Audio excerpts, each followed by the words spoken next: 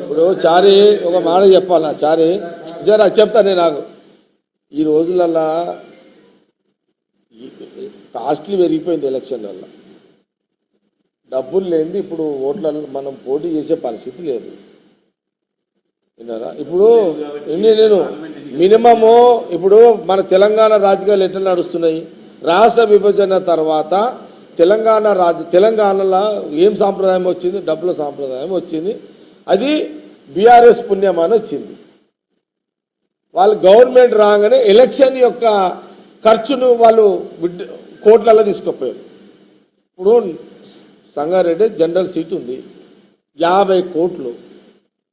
పడంచర్ వస్తే 100 కోట్లు ఎంపీకి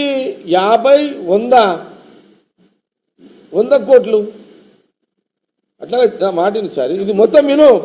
ఇప్పుడు కులాలతోటి రాజకీయం నడుస్తలేదు ఇప్పుడు పైసలు పెట్టాల్సి వస్తున్నది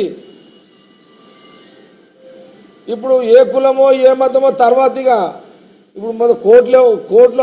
ఇప్పుడు ఎమ్మెల్యేలు కావాలి ఎంపీలు కావాలంటే ఇప్పుడు కోట్లు పెట్టాలి ఇప్పుడు పైసలకు కులానికి సంబంధం ఉందా అది ఎంత ప్రాబ్లం వస్తుంది కదా